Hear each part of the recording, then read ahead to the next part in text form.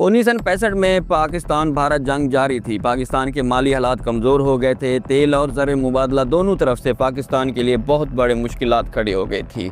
ऐसे में सऊदी अरब के बादशाह शाह मोहम्मद फैसल बिन अब्दुल अजीज़ ने पाकिस्तान को इंडिया से मुकाबले के लिए भारी रकम फराहम की थी। लेकिन अच्छी खासी रकम थी। पाकिस्तान और सऊदी अरब में बड़ा आगाज़ था। सऊदी अरब दुनिया के सबसे बड़े इस्लामी मालिक में अपना असर व रसूख बढ़ाना चाहता था। दोस्तों 1971 से पहले पाकिस्तान इस्लामी दुनिया का सबसे बड़ा मुल्क था, क्योंकि आबादी इसकी सबसे ज़्यादा थी। मुस्लिम वर्ल्ड में मशरक़ी और मगरबी पाकिस्तान को मिलाकर इसकी आबादी इंडोनेशिया से उस वक्त ज़्यादा थी, जबकि आज इंडोनेशिया दुनिया का सबसे बड़ा इस्लामी मुल्क है आबादी के लिहाज से। 1966 में शाह फैसल बिन अब्दुल अजीज़ ने पाकिस्तान का 6 रोज़ का दौरा किया। कराची पाकिस्तान का दारुल हुकूमत हुआ करता था। जनरल अयूब खान ने पाकिस्तान के सदर थे और इस्लामाबाद का काम मुकम्मल हो चुका था, लेकिन ये अभी भी कैपिटल दारुल खिलाफा डिक्लेयर नहीं हुआ था। अभी हाल ही में भारत के साथ एक ख़तरनाक जंग ख़त्म हुई थी। अब जानते हैं वहशत का बुरा हाल था।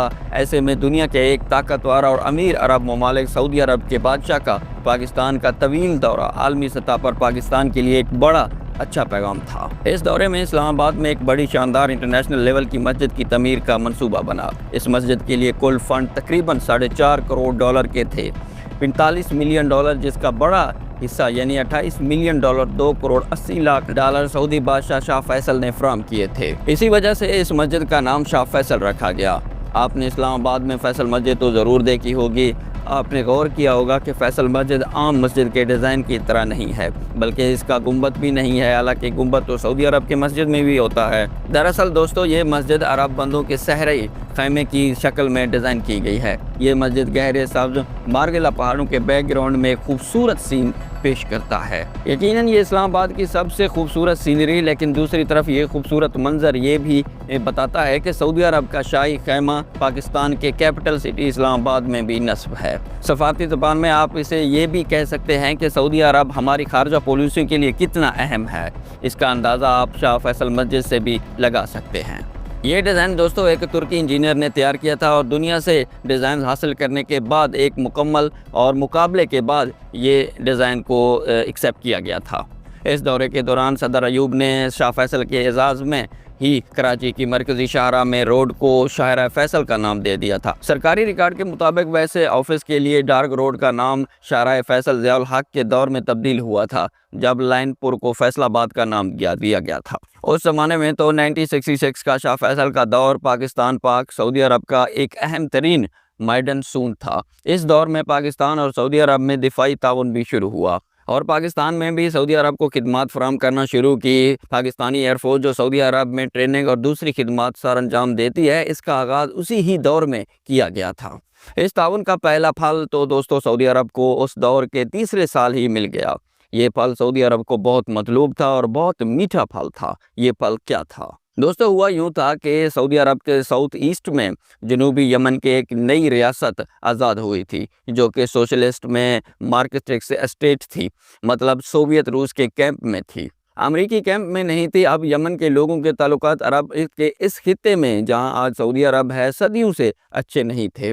आपने लश्कर के किस्से ज़रूर सुने होंगे। इब्राहा का ये लश्कर भी यमन ही से आया था। सऊदी के एक इलाके अल बदिया पर यह तनाज़ा था, झगड़ा था। जैसे मुल्कों के सर्दी तनाज़ात होते हैं, इसी तरह ये था। इसके बारे में जनूबी यमन का दावा था कि ये इलाका उनकी मलकियत है। दोस्तों उसने कदम बढ़ाए और इस पर कब्जा कर लिया। दोस्तों जब कोई स्टेट आज़ाद होती है या इनकलाब आता है तो उस वक्त उस कौम में बहुत जोश व खरोश होता है। इसी जोश व जज्बे में दुश्मनों ने अल वदिया पर कब्जा कर लिया, यानी सऊदी अरब से छीन लिया। अब सऊदी अरब के पास तेल की दौलत तो बहुत थी, लेकिन वो अपने इस इलाके को अल वदिया को यमनियों से छुड़ा नहीं पाया। सो यहाँ से पाकिस्तानी ताउन का आगाज़ हुआ था, यानी पाकिस्तानी एयरफोर्स की कार्रवाइयों का आगाज़। पाकिस्तानी फोर्सेस की मदद से ही सऊदी अरब ने अल वदिया को वापस हासिल कर लिया। आमतौर पर समझा जाता है कि पाकिस्तान ने इस लड़ाई में सिर्फ सऊदी पायलट्स को डिज़ाइन किया था, लेकिन ऐसा नहीं है, बल्कि पाकिस्तानी पायलट ने जहाज़ उड़ाकर जनूबी यमन के फोर्सेस पर हमले भी किए थे। लेकिन ये एक ऐसी हकीकत है जिसे इस वाक़ये के बाद हर लिखने वाले ने लिखा है और किसी ने कभी खुलकर इसकी तरदीद नहीं की थी। अब दिलचस्प बात यह है, देखिए कि जैसे ही सऊदी अरब की मदद पाकिस्तान ने किया था, सिर्फ 2 साल बाद पाकिस्तान को सऊदी अरब से फ़ौजी मदद के پھر ضرورت پڑ گئی۔ 1971 میں مشرقی پاکستان پر بھارتی فورسز نے حملہ کیا۔ اب مدد کی باری سعودی عرب کی تھی۔ اس پر سعودی بادشاہ شاہ فیصل بن عبدالعزیز نے کھل کر پاکستان کا ساتھ دیا۔ انہوں نے انڈیا کی سخت الفاظ میں مذمت کی اور اس حملے کو ایک اسلامی ملک کے خلاف جارحیت قرار دے دیا۔ پھر جب جنرل نیازی نے مشرقی پاکستان میں ہتھیار ڈال دیے اور پاکستان کا مشرقی بازو کٹ گیا تو مغربی پاکستان کو بچانے کے لیے سعودی عرب پھر میدان میں آ گیا۔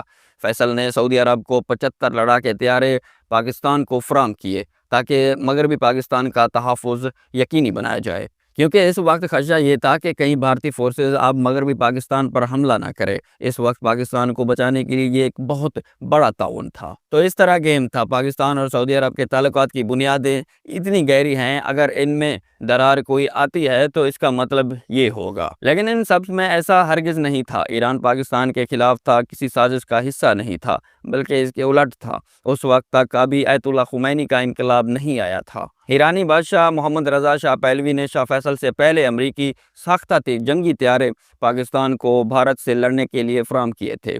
یہ طیارے امریکی رضامندی سے بھیجے گئے تھے، کیونکہ امریکہ کھلے عام بھارت کے خلاف پاکستان کی مدد نہیں کرنا چاہتا تھا۔ اس کی سفارتی مجبوریاں تھیں، اس لیے اس نے تھرڈ پارٹی کے ذریعے یہ کام کیا، جن میں یہاں ان تھرڈ پارٹیز میں ایران سر فہرست تھا۔ اس طرح 1972 میں جب وزیر اعظم ذوالفقار علی بھٹو کو ایٹمی پروگرام کے لیے فنڈز چاہیے تھے تو وہ پہلے ایرانی شاہ رضا پہلوی کی طرف گئے تھے، لیکن انہوں نے فنڈز کی فراہمی سے انکار کر دیا تھا۔ پھر ذوالفقار علی بھٹو شاہ فیصل کے پاس گئے، انہوں نے پاکستان کا دورہ بھی کیا تھا اور ایٹمی پروگرام کے لیے فنڈ بھی فراہم کیے تھے۔ دوستو، پاکستان اور سعودی عرب میں یہ تعاون مزید آگے بڑھا اور 1974 میں لاہور میں بھٹو کی سربراہی میں اسلامک کانفرنس ہوئی۔ اس کانفرنس نے باقی چیزوں کے علاوہ سعودی عرب سے ایک ملٹری ڈیل بھی ہوئی تھی۔ اسی ڈیل کے تحت پاکستانی فورسز خصوصاً ایئر فورس کو سعودی پائلٹس کو تربیت دینا تھا اور مکینک وغیرہ کی شعبوں میں بھی دفاعی تعاون کرنا تھا۔